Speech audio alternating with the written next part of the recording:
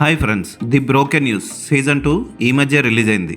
ఈ web series ఎలా ఉందో ఇప్పుడు చూద్దాం. ఫస్ట్ సీజన్ రాధా భార్గవ్ అరెస్ట్తో ముగుస్తుంది. రాధా భార్గవ్ని గవర్నమెంట్ సంబంధించిన డేటా హ్యాకింగ్ స్కామ్ని బయటపెట్టినందుకు అరెస్ట్ చేస్తారు. ఆ తర్వాత ఆమె బయటకు వచ్చి జోష్ టీవీ ఎడిటర్ దీపాంకర్ సన్యాల్ మీద యుద్ధానికి దిగుతుంది. అయితే అది తప్పని, జర్నలిజం అంటే సొంతంగా పగ తీర్చుకోవడం కాదని అమీనా ఖురేషి చెప్తూ ఉంటుంది.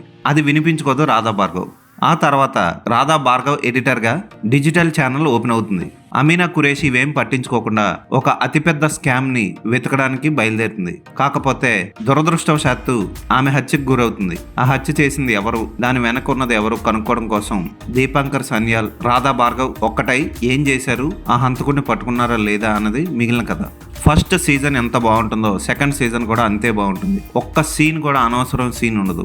కథ ప్రకారమే వెళ్తూ ఉంటుంది. ఊహించని మలుపులు తిరుగుతూ కథ ప్రేక్షకుల్ని ఆకట్టుకోవడంలో సక్సెస్ అయిందని చెప్పొచ్చు. క్లైమాక్స్ పోర్షన్లు కూడా కొంచెం సినిమాటిక్ గా అనిపించిన సూపర్ గా తీశారని చెప్పొచ్చు. ఫోటోగ్రఫీ, ఎడిటింగ్, బ్యాక్గ్రౌండ్ మ్యూజిక్ అన్ని వెబ్ సిరీస్ ని పై స్థాయిలో నిలబెడతాయి.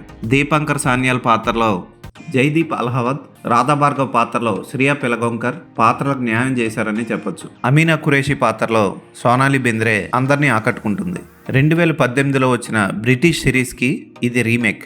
అయినా దర్శకుడు వినయ్ వైకుల్ ఇండియనైజ్ చేసి సూపర్గా రిలీజ్ చేశాడు. అదిరిపోయింది వెబ్ సిరీస్. ప్రస్తుతానికి ఇది హిందీలో రిలీజ్ అయింది, త్వరలో తెలుగులో కూడా వస్తుంది. మీరు ఫస్ట్ సీజన్ చూడకపోతే తెలుగులో రిలీజ్ అయింది, ముందు ఆ సీజన్ చూడండి, అదిరిపోతుంది. అది మీడియాని కంట్రోల్ చేసే కొంతమంది బడా కార్పొరేట్ సంస్థలు ఎంతగా దిగజారుతారో ఈ వెబ్ సిరీస్లో చక్కగా చూపించారు. ఖచ్చితంగా ఈ వెబ్ సిరీస్ని మిస్ కాకండి. Fantastic web series. ఈ వెబ్ సిరీస్కి నేను ఇచ్చే రేటింగ్ 5/5.